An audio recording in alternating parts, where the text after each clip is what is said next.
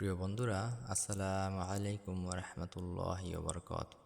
তাসবিহ চ্যানেলে আপনাকে শুভেচ্ছা ও অভিনন্দন। সম্মানিত দর্শক, আজ আপনাদের আল্লাহর এমন দুটি গুণবাচক নামের কথা বলবো। মহান আল্লাহ তাআলার যে দুটি নাম প্রচণ্ড শক্তিশালী এবং মর্যাদাবান। পৃথিবীতে যত নবী রাসূল এসেছেন সকলেই আল্লাহর পবিত্র এই দুটি নামের তাসবিহ পড়তেন। মহান আল্লাহ পাকের পবিত্র এ দুটি নাম হচ্ছে ইয়া হাইয়ু ইয়া কাইয়ুম। আল্লাহ পাক উনার এই দুই নামের মধ্যে অশেষ বরকত ও মর্যাদা রেখে দিয়েছেন। বিশ্বের বেশিরভাগ উলামায়ে কেরাম একমত, ইয়া হাইয়ু ইয়া কাইয়ুম হচ্ছে ইসমে আজম। যে ব্যক্তি নবী সুলেমান আলাইহিসসাল্লামের হুকুমে রানী বিলকিসের সিংহাসন চোখের পলকে সুলেমান আলাইহিসসাল্লামের সামনে এনে হাজির করেছিলেন, তিনি আল্লাহর এই পবিত্র নামের তাসবিহ পড়তেন। রাসূলুল্লাহ সাল্লাল্লাহু আলাইহি ওয়াসাল্লাম বেশি বেশি আল্লাহর এই দুই গুণবাচক নাম পড়তেন।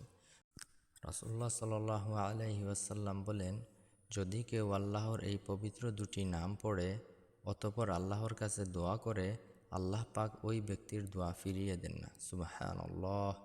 সম্মানিত দর্শক, আজ আপনাদের আল্লাহর এই ইসমে আজম পড়ার নিয়ম বলে দিব। যে নিয়মে আল্লাহর এই পবিত্র নাম দুটি পাঠ করলে আপনার সকল সমস্যা দূর হবে। আপনার চাকরি নাই, ব্যবসায় উন্নতি হচ্ছে না, ছেলে সন্তান হচ্ছে না, আপনার অভাব অনটন শেষ হচ্ছে না, আপনি জাদুজিন্নাতে আক্রান্ত আছেন, যে কোনো সমস্যা দূর হবেই। আপনি শুধু ইসমে আজমের আমলটি করুন। প্রতিদিন যে কোনো নামাজের পরে গভীর মনোযোগের সাথে 1100 বার ইয়া হাইয়ু ইয়া কাইয়ুম পড়ুন। আগে এবং পরে অবশ্যই দুরূদ শরীফ পড়বেন। আমলটি করতে থাকুন, ধীরে ধীরে আপনার সকল সমস্যা দূর হয়ে যাবে ইনশাআল্লাহ।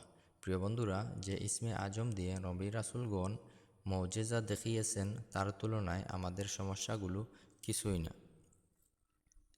আমরা যদি গভীর মনোযোগের সাথে আমল করতে পারি, অবশ্যই আল্লাহ আমাদের সকল সমস্যা দূর করবেন, গায়েবীভাবে আমাদের সাহায্য করবেন।